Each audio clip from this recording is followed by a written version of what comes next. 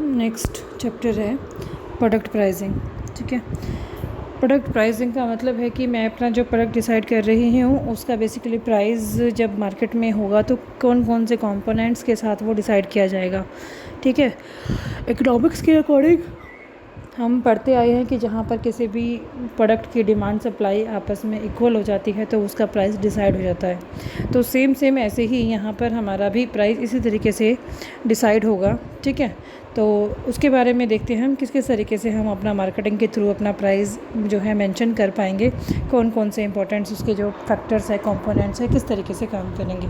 ठीक है, इसमें जो कंपोनेंट्स बताए गए हैं, कंपोनेंट्स में प्रोफेसर बाल्टन कहता है कि मूल्य उन सभी दशाओं का मौद्रिक सार है जो एक उत्पाद को मूल्य प्रदान करता है। ठीक है, कौन कौन से उसमें शामिल चीज़ें होती हैं, उसकी मौलिक लागत, उसका ओरिजिनल कॉस्ट, मतलब ओरिजिनल कॉस्ट का मतलब है कच्चे माल की लागत, एक प्रोडक्ट को बनाने में बेसिकली मेरी क्या लागत आई है। उसके बाद मेरा सेलिंग कॉस्ट, मेरा बेचने में क्या लागत आई है। मेरा सर्विस एक्सपेंडिचर, जब मैं सेवा कर दे रही हूँ, सेल्स करने के बाद भी मैं उसको सेवा दे रही हूँ तो उसके दौरान मेरी क्या क्या लागत आई है, उसके बारे में इंफॉर्मेशन जानना। मेरा मार्केटिंग एक्सपेंडिचर क्या हुआ है, क्योंकि मैंने प्रोडक्ट बनाया है, प्रोडक्ट को एडवर्टाइज़ भी करना है, प्रोडक्ट को पब्लिक तक भी पहुंचाना है, तो बेसिकली मेरे पास मेरा क्या बोलते हैं क्या उसका मार्केटिंग एक्सपेंडिचर आया है, वो सारी बातें। आपका एडमिनिस्ट्रेटिव एक्सपेंडिचर क्या है, आपका प्रॉफिट मार्जिन आपने किस तरीके से लिखा है। ठीक है, तो मैं याद हो तो जब भी मैं अपने कॉस्ट की बात करती हूँ तो मैं एक स्टेटमेंट में बना कर दे रही हूँ कि अगर मुझे अपने प्रॉफिट्स को इंक्रीज़ करना है तो मेरे पास सिर्फ़ और सिर्फ ऑप्शन ये है कि मैं अपनी कॉस्ट को मिनिमाइज़ करूं। जब तक मैं अपनी कॉस्ट को मिनिमाइज़ नहीं कर सकती, मैं अपने प्रोडक्ट के प्राइस को बढ़ाकर अपने प्रॉफिट को इंक्रीज़ नहीं कर सकती। ठीक है, तो इसलिए मुझे इन सभी कंपोनेंट्स को बहुत ध्यान से देखना होता है। उसके बाद आपका मीनिंग ऑफ प्राइसिंग है। मीनिंग ऑफ प्राइसिंग का मतलब बताया तुम्हें अभी। प्राइसिंग का मतलब है कि वो मूल्य जिस पर एक उत्पादक अपने उत्पाद को बेचने के लिए अपने उत्पाद को बेचने के लिए तैयार होता है और एक उपभोक्ता जिस मूल्य पर माल को ख़रीदने के लिए तैयार होता है, वो बेसिकली प्राइसिंग कहलाती है। ठीक है, इंपॉर्टेंट्स है इसकी। इंपॉर्टेंट्स क्या क्या है आपका, साधनों के बंटवारा में सहायधन, mean of allocation of resources. इसका मतलब यहाँ पर क्या है कि जब भी मैं कोई प्रोडक्ट बनाती हूँ तो मेरे पास मेरा लेबर, ठीक है, मेरा land, labour, capital, entrepreneur, 4 factors होते हैं। तो इन 4 फैक्टर्स को क्या क्या मिलता है। लैंड को क्या मिलेगा लैंड को बेसिकली रेंट मिलेगा, लेबर को उनकी जो श्रम है उसके बदले उनको लेबर मिलेगी, उनको वेजेस मिलेगा, कैपिटल के बदले उनको इंटरेस्ट मिलेगा, और एंटरप्रेन्योर को बेसिकली क्या मिलेगा, प्रॉफिट मिलेगा। ठीक है, तो इन सारी चीज़ों का एलोकेशन करने के लिए प्राइसिंग का इंपॉर्टेंस है। उसके बाद है प्राइस अफेक्ट डिमांड। जो मेरा प्राइस है वो मेरी डिमांड को अफेक्ट करता है, ये तुम जानते हो। प्राइस ज़्यादा होता है तो डिमांड कम होती है, प्राइस कम है तो डिमांड ज़्यादा हो जाएगा। ठीक है, उसके बाद है आपका है price is a competitive weapon. आपका जो प्राइस है वो कॉम्पिटिटिव वेपन है। वो कॉम्पिटिटिव वेपन मतलब आपके प्राइस के ऊपर डिपेंड करता है कि आप मार्केट में कितना सर्वाइव कर रहे हो और कैसे सर्वाइव कर रहे हो। ठीक है, उसके बाद है प्राइस डिटरमाइन प्रॉफिटेबिलिटी। प्राइस से ही आपकी लाभदायकता की कितनी वृद्धि होगी और कितनी नहीं, उसके बारे में इंफॉर्मेशन मिलती है। उसके बाद आपका प्राइस इफेक्ट मार्केटिंग प्रोग्राम, आपके मार्केटिंग प्रोग्राम को भी इफ़ेक्ट करता है। एक प्रोडक्ट है उसका प्राइस सिर्फ 5 रुपये है और उसके मार्केटिंग प्रोसेस में तुमने 10 रुपये खर्च कर दिए तो कोई फ़ायदा ही नहीं है। 19-20 का डिफरेंस चल जाएगा, आसपास चल जाएगा, लेकिन हमें ये चीज़ देखनी होगी। उसके बाद price effect sales promotion, price effect other factors, price coordination between future decision. ठीक है, भावी निर्णयों के लिए में समन्वय करता है, क्योंकि जो भावी निर्णय है मतलब मेरा फ्यूचर में मेरा प्रोडक्ट चल पाएगा या नहीं चल पाएगा, मेरे प्रोडक्ट को बेनिफिट्स होगा या नहीं होगा, तो वो सारी चीज़ें। सेलिंग ऑफ द प्रोडक्ट, बाज़ार में सेल करने के लिए, क्योंकि जब तक किसी प्रोडक्ट का प्राइस नहीं होगा तब तक मैं इसको मार्केट में नहीं बेच सकती। कंट्रोलिंग द जो इन्फ्लेशंस है, इन्फ्लेशनरी रेट्स हैं, उसको नियंत्रण करने में ये आपका इम्पोर्टेंट रोल अदा करता है। ठीक है, उसके बाद है प्राइसिंग ऑब्जेक्टिव। प्राइस का ऑब्जेक्टिव क्या क्या है। प्राइस का ऑब्जेक्टिव डायग्राम गिवन है। डायग्राम में बताया गया है प्राइस का ऑब्जेक्टिव। सबसे पहले आपका प्राइस स्टेबिलिटी। ठीक है, प्राइस स्टेबिलिटी का मतलब है कि आपका जो प्राइस है वो स्टेबल रहता है। मतलब प्राइस में आप ज़्यादा उतार चढ़ाव नहीं होते, और जब ज़्यादा उतार चढ़ाव नहीं होंगे तो आपका वो स्थिर रहेगा। ठीक है, तो प्रतियोगिता बाज़ार में आसानी से आप अपना अस्तित्व बनाए रखोगे, क्योंकि आपके प्राइस में कोई चेंज इतना हो नहीं रहा। उसके बाद आपका है टारगेट रिटर्न ऑन इन्वेस्टमेंट। आपको आपका प्राइस डिसाइड करने का मेन ऑब्जेक्टिव यही है कि आपने जो इन्वेस्टमेंट करी है उससे आपको कितना रिटर्न मिलेगा, कैसे आप अपना रिटर्न ले पाएंगे। उसके बाद आपका मैक्सिमाइज प्रॉफिट। प्राइस डिसाइड करने का मेन ऑब्जेक्टिव, आप अपने प्रॉफिट को अधिक से अधिक करो। और मैंने अभी बताया प्रॉफिट को अधिक से अधिक करने का मतलब बेसिकली क्या है कि मैं अपने प्राइस को नहीं बढ़ा पाऊँगी, मैं सिर्फ़ और सिर्फ अपनी जो कॉस्ट है उस कॉस्ट को ही मिनिमाइज़ करूँगी, तभी बेसिकली मेरे पास मेरे जो प्रॉफिट्स हैं वो अधिक होंगे। उसके बाद है आपका प्राइस स्टेबिलिटी, आपका प्राइस स्टेबल रहता है। ठीक है, उसके बाद एक पॉइंट ये पीछे था ना, ये सर्वाइवल था। सर्वाइवल का मतलब लंबे समय तक वो बेसिकली जब प्राइस स्थिर रहेगा, प्राइस में कोई चेंज नहीं होगा। ठीक है, वो 5 रुपये का ही मिलता था, आज भी वो 5 रुपये का ही मिलता है, तो वो बेसिकली क्या होगा, वो लंबे टाइम तक आपके बाज़ार में सर्वाइव करता रहेगा। जैसे पार्ले जी का बिस्किट है, पुराने टाइम में भी पार्ले जी का बिस्किट 5 रुपये में मिलता था और आज भी 5 रुपये मिलता है। बस सिर्फ़ और सिर्फ पैकेजिंग एडवांटेजेस का यूज़ कर पैकेजिंग का यूज़ कर करके हमने क्या किया हुआ है, उसकी पैकेजिंग को चेंज कर, उसके कलर में, उसके स्टाइल में उतना चेंज किया हुआ है, प्राइस बिल्कुल उसका एज इट इज़ बना हुआ है। ठीक है, उसके बाद इसका ऑब्जेक्टिव है मार्केट में शेयर बनाना। ठीक है, मेंटेनिंग द मार्केट शेयर, जो बन चुका है उसको मेंटेन करना time to time. Increasing the market share, अपने मार्केट शेयर को और ज़्यादा इंक्रीज़ करना। उसके बाद मीटिंग और प्रिवेंटिंग कॉम्पिटिशन्स, मीटिंग और प्रिवेंटिंग जो भी मेरा प्रतियोगी है उनका सामना करना, उनको दूर करना। ठीक है, उसके बाद है आपका पब्लिक इमेज, पब्लिक में इमेज मतलब बनाना। ठीक है, क्योंकि पब्लिक में इमेज तभी बनेगी जब उसका गुडविल अच्छा होगा, और गुडविल तब बनेगी जब उस प्रोडक्ट का प्राइस भी स्टेबल होगा और उसकी क्वालिटी भी स्टेबल रहेगी। स्टेबल मतलब मेरे कंज्यूमर के हित में रहेगी। ठीक है, उसके बाद कैश रिकवरी भी आसानी से हो जाती है। Skimming the market cream 2 number में आ सकता है। स्कीमिंग द मार्केट क्रीम का मतलब है, ये हमने पॉलिसीज़ हैं उसमें भी पढ़ेंगे। स्कीमिंग द मार्केटिंग क्रीम का मतलब है, जब मैं दूध में से मलाई निकाल लेती हूँ तो कुछ नहीं बचता ना, तो सेम ऐसे ही मार्केट में जब मैं अपना नया प्रोडक्ट इंट्रोड्यूस करती हूँ ना, तब मैं कोशिश करती हूँ कि मेरे जो प्रोडक्ट का जो प्राइस है वो इस तरीके से डिसाइड हो कि मैं अपनी कॉस्ट को अपनी स्टार्टिंग स्टेज में, इंट्रोडक्शनरी स्टेज में ही कंप्लीट कर पाऊँ। उसके बाद जो बाकी की स्टेज आएंगी वहाँ पर सिर्फ और सिर्फ मेरे को जो प्रॉफिट्स होते रहेंगे, मेरी कॉस्ट कवर हो चुकी होगी। ठीक है, तो यहाँ पर क्या कई बार कुछ फर्म में यह उद्देश्य होता है कि वह स्थानापन्न और प्रतियोगिता उत्पादों के विकसित होने से पहले अपने उत्पादों को अधिक से अधिक मूल्यों पर बेचकर अधिकतम लाभ अर्जित कर ले। ठीक है, प्रतियोगी उत्पादों के विकास होने पर ऐसी फर्में अपने उत्पाद के मूल्य में कमी कर देती हैं। इस उद्देश्य की अनुपालना का यह लाभ होता है कि फर्म अपने द्वारा लगाए गए धन को जल्द से जल्द एकत्रित कर ले और लाभों में वृद्धि। इसका मतलब वो जो मैंने बताया, अपना प्राइस वो बेसिकली इस तरीके से डिसाइड रखते हैं कि जो उनकी इन्वेस्टमेंट है वो उनकी इंट्रोडक्शनरी जो स्टेज है उसमें वो कंप्लीट हो जाए। उसके बाद आपका है मार्केट पेनिट्रेशन, बाज़ार में एंट्री करना। कुछ नई फर्में अपना उद्देश्य बाज़ार प्रवेशक रखती हैं ताकि उनके उत्पादों की मांग हो सके, उनके बाज़ार अंश में वृद्धि हो सके। ठीक है, उत्पाद का मूल्य कम रखा जाना निम्न परिस्थितियों में अनुकूल होता है, जैसे बाज़ार का बहुत मूल्य सचेत होना। मतलब ये पॉइंट बताना चाह रहा है कि कुछ फर्मों के लिए होता है कि बस मार्केट में शेयर मेरा होना चाहिए, प्राइस में मिनिमम रखूं, और जैसे ही मेरा शेयर मार्केट में हो गया तब मैं अपने प्राइस को हाइक कर अपनी जो इन्वेस्टमेंट है उस इन्वेस्टमेंट को कंप्लीट करवा सकती हूँ। ठीक, उसके बाद है आपका इम्पोर्टेंट चैप्टर है ये आपका, इसमें क्वेश्चंस 100% आता है। नेक्स्ट आपका है प्राइसिंग पॉलिसीज़। प्राइसिंग पॉलिसीज़ का मतलब है कि जब मैं प्राइस डिसाइड करती हूँ तो कौन कौन सी पॉलिसीज़ को बेसिकली अपना रखती हूँ। इसमें जो कटिन और स्टल ने कहा है कि मूल्य नीतियाँ निर्देशक सिद्धांत की सामग्री उपलब्ध कराती हैं, जिसके अंतर्गत मूल्य रीति निश्चित और क्रियान्वित की जाती है। मतलब जो बेसिकली फॉलोअप किया जाता है, स्टेप किया जाता है। तो कौन कौन से हैं विभिन्न, सबसे पहले आपका है on the basis of cost on demand. ठीक है, on the basis of cost on demand पर मेरी जो जैसी कॉस्ट वैसी डिमांड, उसके बेस पर मेरी जो प्राइसिंग पॉलिसी क्या है। सबसे पहला cost oriented price policy. Cost oriented price policy का मतलब है कि यहाँ पर जितनी मेरी कॉस्ट है ना उसी को ही मैं आधार मानती हूँ, ठीक है। और मैं यहाँ सोचती हूँ कि मैं हानि पर नहीं कोई माल बेचूँगी, तो यहाँ पर कॉस्ट जो है उस कॉस्ट में मैं अपना मार्जिन ऐड कर कर अपना प्राइस को डिसाइड करती हूँ। उसके बाद है आपका मांग प्रेरित डिमांड ओरिएंटेड।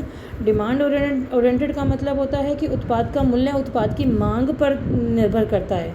अगर उत्पाद की मांग अधिक है तो प्राइस भी अधिक हो जाएगा, और अगर उसकी उत्पाद की मांग ही कम है तो प्राइस भी बेसिकली कम ही मैं अपने कस्टमर से लूँगी, ठीक। उसके बाद है आपका on the basis of price level. Price level पर सबसे पहला है आपका meeting competition price policy. Meeting competition price policy का मतलब है इस नीति के अंतर्गत मूल्य निर्धारण के लिए उत्पाद की लागत और उत्पाद की मांग पर ध्यान ना देकर जो मेरा कॉम्पिटिटर है, कॉम्पिटिटर के मूल्यों को आधार मानकर काम किया जाता है, ठीक है।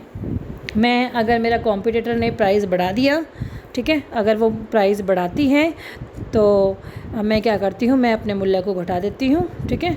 क्या है इसमें, यदि प्रतिस्पर्धी फर्म में मूल्य घटाती हैं तो इस नीति को अपनाने वाली फर्म में भी उत्पाद की मूल्य को घटा देती हैं, और इसके विपरीत यदि वे मूल्य बढ़ाती हैं तो जो इस नीति को अपनाने वाली जो फर्म है वो भी अपने मूल्य को, मतलब जैसा कॉम्पिटिटर करता है मैं उसके अकॉर्डिंग ही अपना काम कर रही हूँ।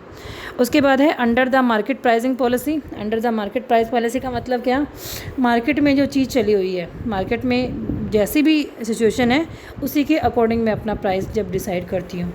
उसके बाद तीसरा है आपका above the market price policy. Above the market price policy का मतलब कुछ फर्म में अपने उत्पादों के लिए प्रतिस्पर्धी उत्पादों की तुलना से उच्च मूल्य नीति का प्रयोग करती है, ठीक है। मार्केट में कुछ और रेट चल रहा है लेकिन वो उससे कुछ अलग रेट अपना डिसाइड कर कर अपने प्राइस को अधिक करवाती हैं, ठीक है।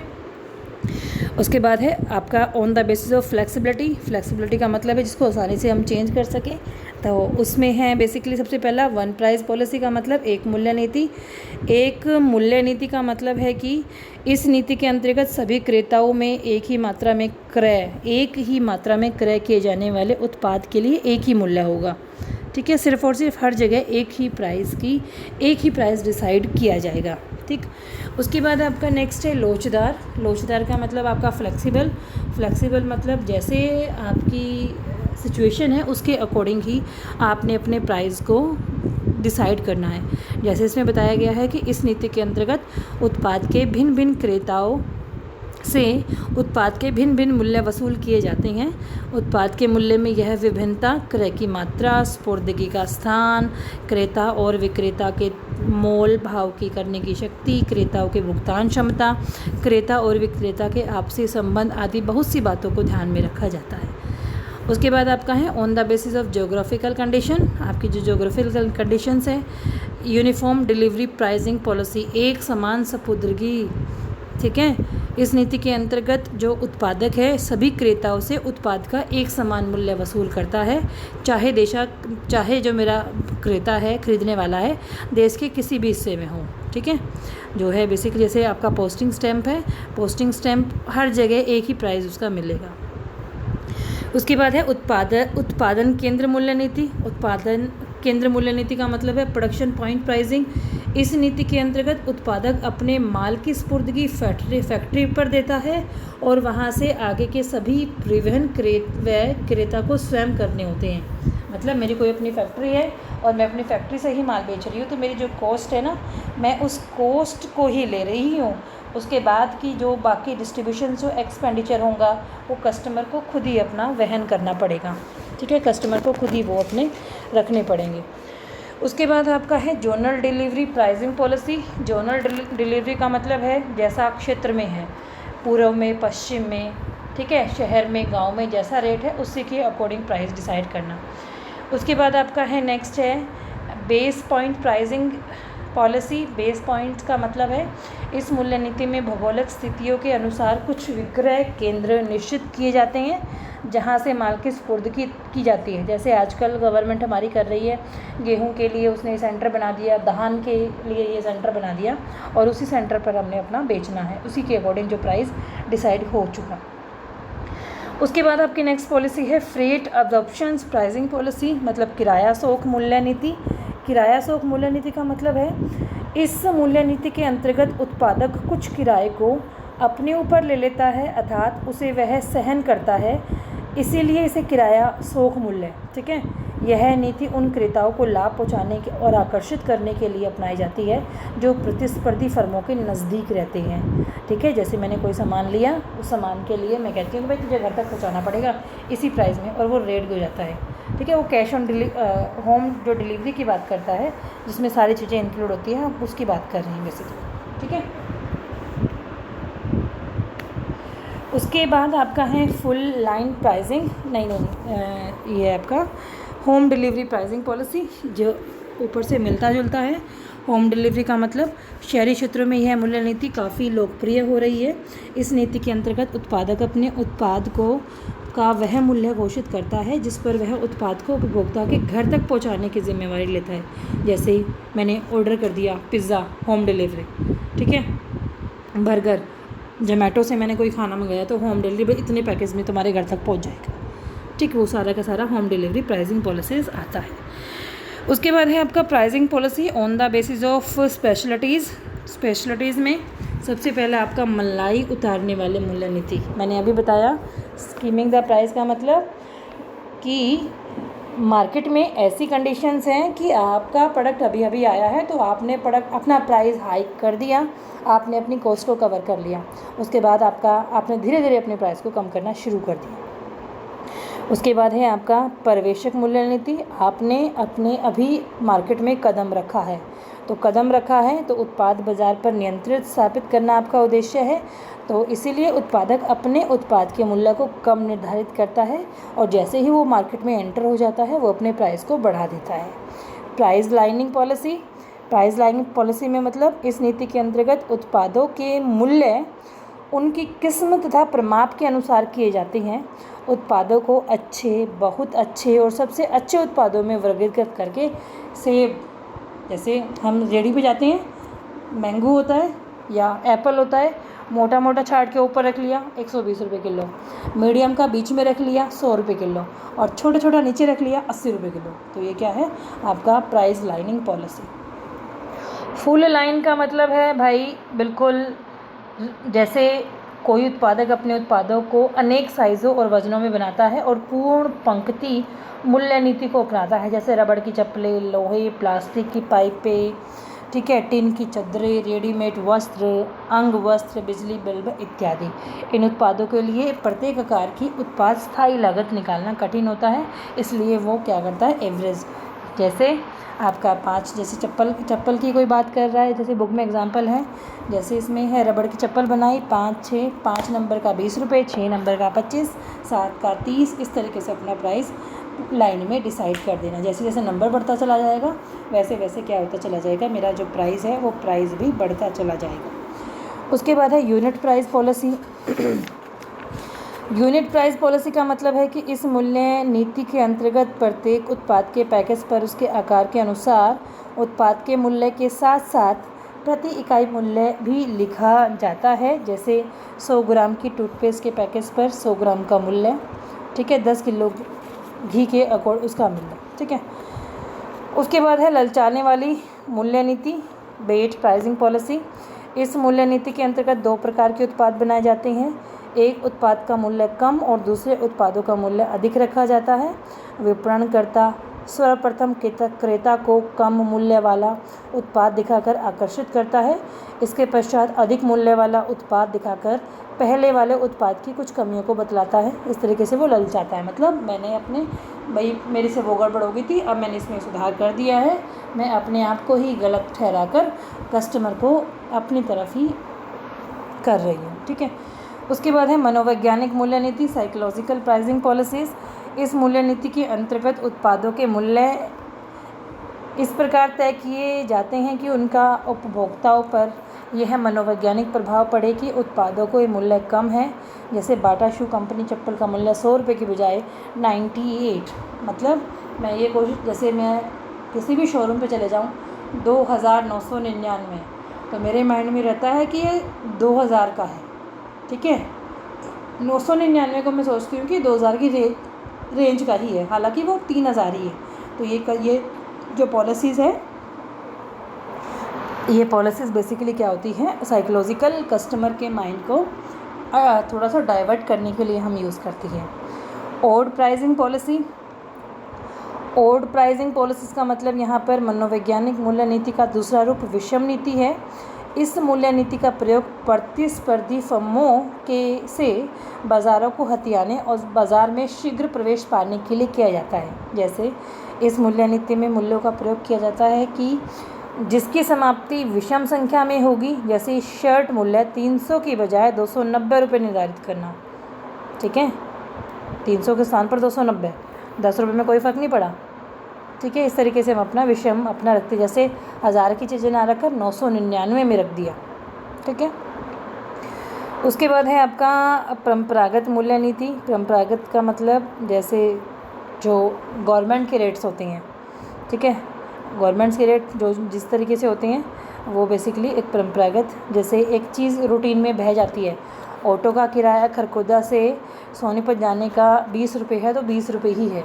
ठीक है, अगर ऑटो वाला तुम्हारे कॉलेज से खरखोदा तक जाने के लिए 5 रुपये लेता है तो वो 5 रुपये ही फ्लो। ठीक है, इस तरीके से जो चल जाता है।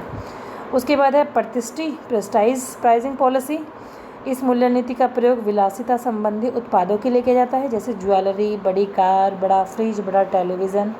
ठीक है, उसके बाद आपका मोहनी कैपिटिव प्राइसिंग पॉलिसी। यह एक आधुनिक मूल्य नीति है जिसके अंतर्गत मुख्य उत्पाद का मूल्य तो बहुत कम रखा जाता है, परंतु उस उत्पाद को प्रयोग करने के लिए जो अन्य प्रयोगशील उत्पाद हैं उनका मूल्य बहुत ऊंचा रखा जाता है। जैसे ऑल आउट की मशीन तो मात्र केवल 30 रुपये में आती है, लेकिन उसका लिक्विड 40 रुपये में है। ठीक है, इस तरीके की पॉलिसीज़। उसके बाद आपका हानिनायक मूल्य नीति। हानिनायक मतलब लॉस लीडर। इस नीति के अंतर्गत एक फर्म अपने कुछ प्रमुख और ख्याति प्राप्त उत्पादों के मूल्य में कमी करती है और इसका अत्यधिक विज्ञापन करती है। इसके पीछे मान्यता रहती है कि जब क्रेता इन उत्पादों को क्रय करने आएगा तो उसके द्वारा फर्म के अन्य उत्पादों का भी क्रय आसानी से हो जाएगा। ठीक है, लीडर प्राइसिंग पॉलिसीज़। इस नीति के अंतर्गत विपणनकर्ता कुछ ऐसे उत्पादों का चयन करता है जिन्हें उपभोक्ता बार बार क्रय करते हैं और उन उत्पादों का मूल्य कम रखा जाता है जिससे कि उनका विक्रय बढ़ जाए और जनसाधारण को यह लग जाए कि यहाँ पर सस्ते दामों पर ही सारी चीज़ें मिल रही हैं। जैसे आजकल जो रिलायंस मॉल है, बिग बाज़ार, मतलब सारी चीज़ें एक जगह इकट्ठी करता है कस्टमर को अट्रैक्ट करने के लिए। ठीक है, कस्टमर सोचता है कि हर चीज़ के लिए मैं अलग अलग क्यों घूमूंगा जब मुझे फैमिली चीज़ें सारी खाने की, पीने की, किचन का सामान, कपड़े वगैरह सब जब मेगा स्टोर्स में हमें मिल जाते हैं। उसके बाद आपकी पॉलिसी है मोनोपोली प्राइसिंग पॉलिसी। मोनोपोली का मतलब जहाँ पर एक ही बेचने वाला हो, वो अपने अकॉर्डिंग प्राइस डिसाइड कर लेता है। उसके बाद ड्यूल प्राइसिंग का मतलब जहाँ पर अपने उत्पादन का एक निश्चित हिस्सा सरकार को कम मूल्य पर बेचना होता है और जबकि शेष माल वह खुले में ऊंचे स्तर पर बेच देता है। जैसे चीनी, मिट्टी का तेल, चावल, आटा, है ना। जैसे मैं अगर गेहूँ बेचने गई हूँ तो सरकार ने जो रेट डिसाइड किया है वो उसी रेट मिलेगी, लेकिन अगर मैं उसी गेहूँ को अगर मैं घर पे ले रही हूँ, उसी गेहूँ को अगर मैं घर पर गांव में या किसी और दूसरे से ले रही हूँ तो बेसिकली क्या होगा, मुझे वो अधिक मूल्य पर मिलेगी। ठीक है, उसके बाद है विभेदक का मतलब डिस्क्रिमिनेट करना, मतलब एक जगह कुछ मूल्य है, दूसरी जगह कुछ मूल्य है। ठीक है, जैसे बिजली है, बिजली घरेलू उपयोग के लिए अलग मूल्य है, औद्योगिक उपयोग के लिए अधिक उसका मूल्य है। अगर मैं घर के लिए यूज़ करती हूँ तो उसका प्राइस कुछ और होता है, और अगर मैं बाहर के लिए यूज़ करती हूँ तो उसका प्राइस बेसिकली कुछ और होता है। उसके बाद आपका है administrative pricing policy. Administrative pricing policy का मतलब है कि कुछ उत्पादों के मूल्य उत्पादक स्वयं तय न करके बल्कि सरकार और इसके विभाग द्वारा निर्धारित किए जाते हैं। जैसे अभी मैंने बात करी मिट्टी का तेल, बिजली का rate, diesel, petrol, gas cylinder, वो सारा सरकार ही करती है। सीलबंद बोली का मतलब है जहाँ पर मैं कोई टेंडर उठाने की बात करती हूँ ठीक है। यहाँ पर मैंने कोई ऑक्शन करना है, जहाँ पर मैंने कोई कॉन्ट्रैक्ट किसी को देना है, तो जो टेंडर्स वाला जो प्राइसिंग होता है उसकी बात वो कर रहा है। ब्रेक इवन पॉइंट का मतलब होता है, ब्रेक इवन पॉइंट का मतलब उस पॉइंट पर जहाँ पर नो प्रॉफिट और नो लॉस वाली पॉलिसीज़ को हम यूज़ करते हैं, ठीक है, जहाँ पर मेरी कुल लागत कुल आय के बराबर हो जाती है, ठीक है, तो मैं क्या करती हूँ, अपना ब्रेक इवन वाली पॉइंट पॉलिसीज़ को यूज़ करती हूँ।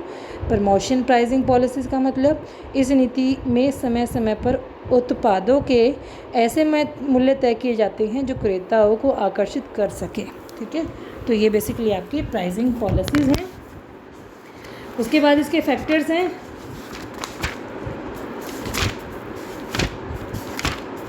फैक्टर्स अगली क्लास में करेंगे, ठीक है। यहाँ तक पढ़ना, अगर कोई चीज़ समझ नहीं आए तो मेरे से पूछो, ठीक है।